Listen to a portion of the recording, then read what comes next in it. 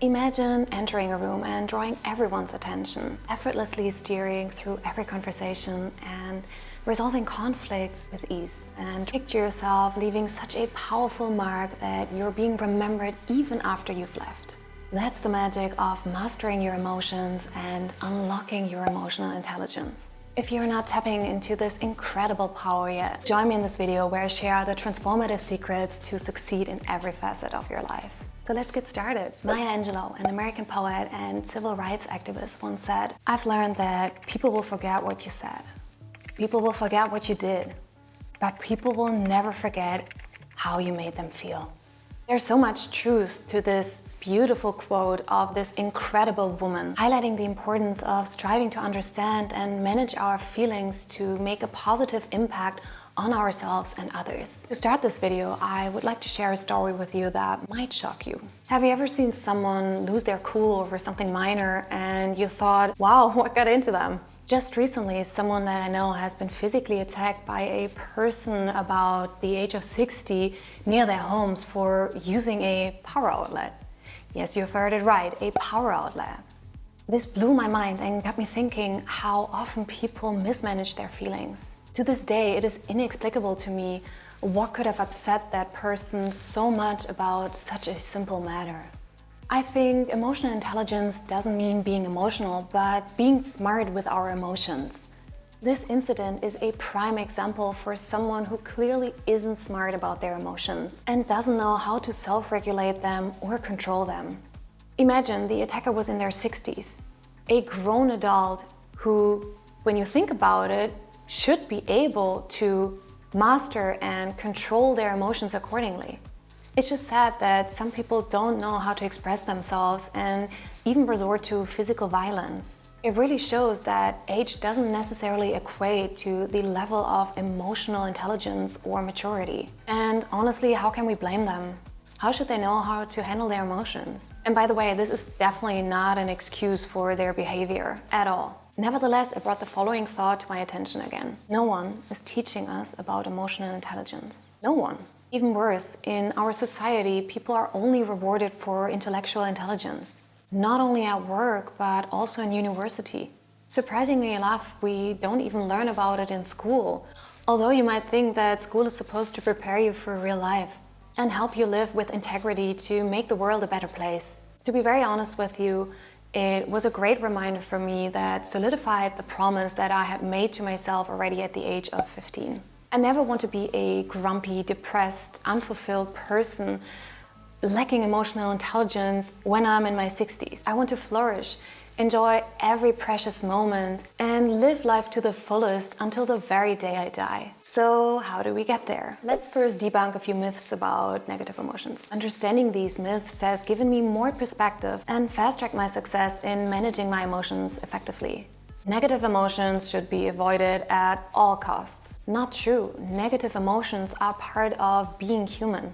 They give us valuable information about our experiences. Negative emotions play a crucial role in our lives. They balance out the positive ones, making them more meaningful. Plus, they've been around since ancient times, helping us survive and learn. So, while they might not feel great, they're pretty important. For example, anger helps to fight against problems, fear protects us from danger, and sadness helps us to connect with people we love. Negative emotions are harmful. Negative emotions can be harmful if not managed correctly, but they are not inherently harmful. What's harmful is how we treat them, what we do with them, and how we act on them. I have no control over my emotions. You might feel that way, but with practice, everyone can learn how to manage their emotional responses better. New research by Lisa Feldman-Barrett has shown that emotions are not hardwired brain reactions, but rather constructed by the brain based on past experiences and predictions. She found that emotions are guesses the brain makes in the moment, emphasizing that people have more control over their emotions than commonly believed. This means that changing your perspective can aid in changing your emotional response. Expressing my feelings makes me weak. Totally the opposite. Being vulnerable is actually a strength. It allows you to deeply connect with people and positively impacts your relationships. Now let's get started on the actionable steps.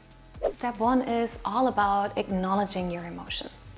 What you might think may not be reality, and what you might feel, it's just a feeling that eventually will go away.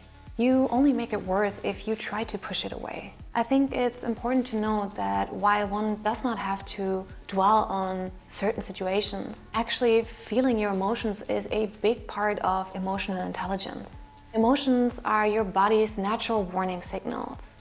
Your soliloquy could be something like, "This is how I feel right now, that's okay. I will allow myself to feel like this at this very moment. Okay, this is what I think right now. But are my thoughts me? No. Are my thoughts my reality? No, they're not."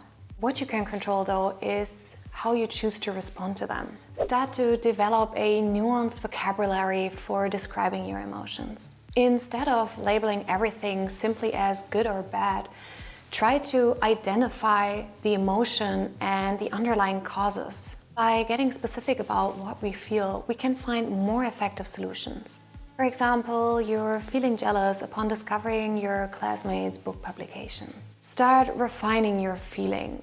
It's not just jealousy. It's perhaps a mix of admiration for their publication, frustration about your own inaction, and longing for recognition.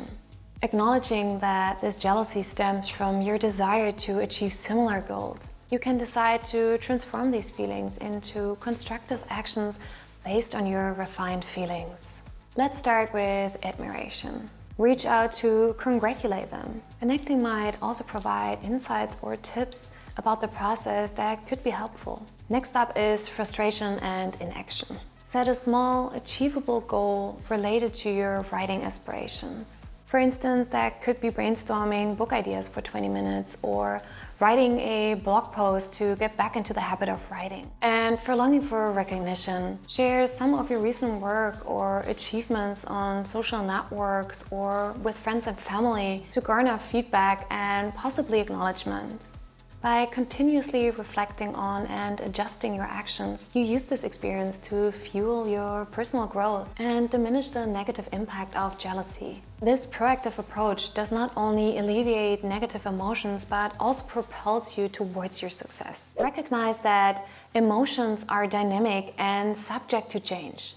Instead of trying to suppress or avoid certain emotions, embrace the full range of your emotional experiences. Allow yourself to experience emotions without judgment and be open to exploring their underlying meanings or implications. By cultivating emotional flexibility, you can adapt more easily to changing circumstances. Let's say you lead a project at work and you start feeling overwhelmed. An emotionally rigid response would be feeling overwhelmed and reacting negatively, potentially harming the team's morale, which would worsen the situation. In opposed, your emotionally flexible response could be acknowledging stress but shifting your view to see the challenge as an opportunity to lead and solve problems, discussing realistic outcomes with the team, and moving forward constructively. This flexibility helps in making better decisions and maintaining positive relationships, adapting smoothly to life's changes. Imagine this scenario: someone says or does something that upsets you. Before you react, pause and give the benefit of the doubt. It's essential to practice assuming that the person has positive intent. Instead of responding with anger, ask clarifying questions such as, "Can you explain what you meant by that?" Or, "Am I understanding it correctly that you intended it in this way?" This approach does not only prevent misunderstandings, but gives the person a chance to explain and sometimes even correct their communication. Moreover, when dealing with insensitive or hurtful behavior of others, it really helps me to remind myself that it's often not personal.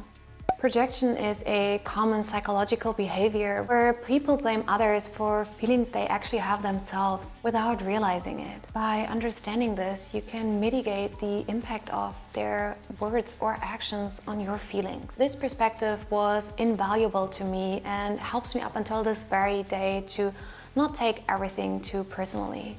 Empathy is truly the cornerstone of emotional intelligence. Its profound impact on our interpersonal relationships, communication, conflict resolution, and personal growth cannot be understated. At its core, empathy enables us to grasp the feelings and experiences of others. By actively listening and acknowledging these emotions, we not only strengthen our connection with others, but also foster trust and understanding. This heightened awareness leads to more effective communication as we respond with sensitivity and insights to the emotional context that underpins conversations. By recognizing and validating differing perspectives, we can navigate tensions and find common ground, ultimately fostering harmony and cooperation. Moreover, empathy is not only outward focused. It prompts introspection, encouraging us to reflect on our own emotions and experiences. Through empathetic engagement with others, we gain valuable insights that contribute to our own emotional growth and emotional resilience. Learn and practice strategies to regulate your emotions effectively. This could include techniques like cognitive evaluation of your emotions, which involves reframing how you think about a situation to change your emotional response. For example, viewing a challenging task as an opportunity for growth rather than a threat can reduce anxiety.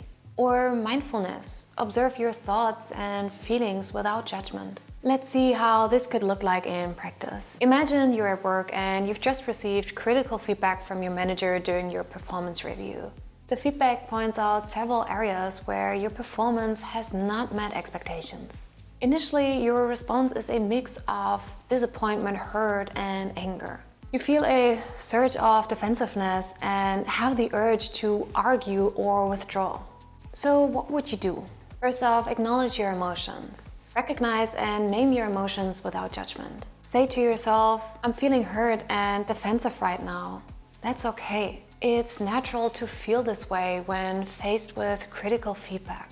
The next step would be pause and reflect. Give yourself a moment to breathe and reflect before you react immediately. This pause can prevent impulsive behavior driven by negative emotions. Number 3 would be reframe your perspective. Try to see the feedback as valuable information that can help you grow. Consider the possibility that your manager's intent was to help you improve rather than criticize you unfairly. Now decide how to respond constructively. I understand the areas where I need to improve, and I would appreciate some guidance on how to address these issues effectively. Next, you want to engage in self-care. After the meeting, engage in a self-care activity to help manage any residual negative emotions. This could be a short walk, listening to your favorite music, or practicing deep breathing exercises. And very important, seek clarification and support if needed. If certain aspects of the feedback remain unclear or trouble you, consider seeking further clarification from your manager or support from a trusted colleague or mentor. I have personally also found that my body is deeply connected to my mental well-being. A healthy body harbors a healthy mind. Exercising while listening to music is one of my most favorite tools to cope with stress, anxiety, and battle any negative feelings. Ultimately, it's important to experiment with various regulation strategies to find out what works best for you personally. Remember, mastering your emotions is not just about feeling better. It's about creating a life that truly reflects your values and aspirations, forming meaningful connections with yourself and others. I will be making more videos about how to become your authentic self and live intentionally to experience true wealth. So it would mean the world to me if you would give this video a thumbs up, hit the notification bell as well as the subscription button, and join the community as it grows. So see you next time. Bye!